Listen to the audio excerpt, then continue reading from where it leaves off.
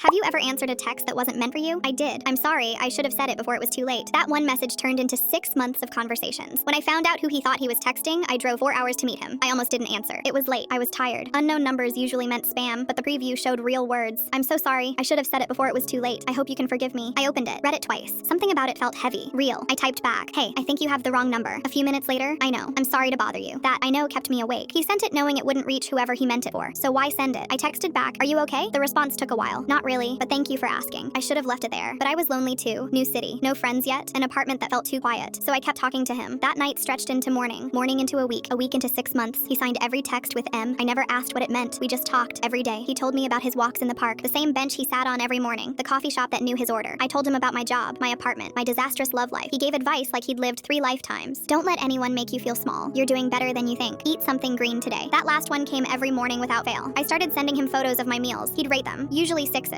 Once I got a 9 and I screenshotted it. 6 months in, a late night text woke me up. She would have been 28 today. I read it 5 times. I'm 27. I didn't ask. Couldn't. A few hours later, I'm sorry. I know you're not her, but talking to you helps me feel like I still have a piece of her. The words blurred. I typed slowly. Who did you think you were texting that first night? He went silent. 1 day, 2 days. I refreshed my messages like something was broken. Then it came. A long one. His daughter Emily died 3 years ago. A car accident. She was 25. This was her old phone number before it got reassigned to me. Every year on her birthday, he texted the number. Just to say what he couldn't say anymore. That first night was Emily's birthday. He never thought anyone would answer. When you responded, I knew I should stop, but you asked if I was okay. And nobody had asked me that in a very long time. I was sobbing. Couldn't stop. I scrolled back through 6 months of messages. The advice, the good mornings, the food ratings, a father talking to his daughter. I had been on the other end the whole time. I looked up his area code that night, found the town, found an obituary for a girl named Emily who died 3 years ago in a car accident. Her father's name was Michael. I didn't sleep. The next Saturday, I got in my car and drove. 4 hours. I didn't tell him I was coming. I didn't know what I would say. His house had blue shutters and a small garden. Flowers everywhere. I sat in my car staring at the front door. My hands wouldn't stop shaking. I almost drove away 3 times, but I kept thinking about 6 months of good mornings, 6 months of advice, 6 months of someone asking if I'd eaten something green. I knocked. A man opened the door. Gray hair, soft eyes, a face that looked like it had done a lot of grieving. Can I help you? I held up my phone, turned it toward him. He looked at the screen. Our text thread, 6 months of messages. His face crumpled. You're her. I'm the wrong number, I said. My voice broke, but I didn't want to be anymore. He started crying. I started crying. 2 strangers on a doorstep who somehow weren't strangers at all. He opened the door. Come in, please. Inside, photos of Emily covered every surface. Dark hair, big smile, full of life. He handed me a frame. Her 25th birthday. Her last one. She was funny, he said. Stubborn. Burned toast every single time. I laughed through my tears. I burn everything too. He smiled. First real smile I'd seen from him. I know. You told me. We sat in his kitchen until the sun went down. He told me about Emily. I told him about me. The real me. Not just texts on a screen. When I finally left, he walked me to my car. Hugged me like he'd known me my whole life. Thank you for answering that night, he said. I hugged him back. Thank you for texting. He's not a stranger anymore. He's family. Last Thanksgiving, he came to my apartment. I burned the turkey. He gave it a 4. When my mom asked how we knew each other, he looked at me and smiled. I smiled back. Wrong number.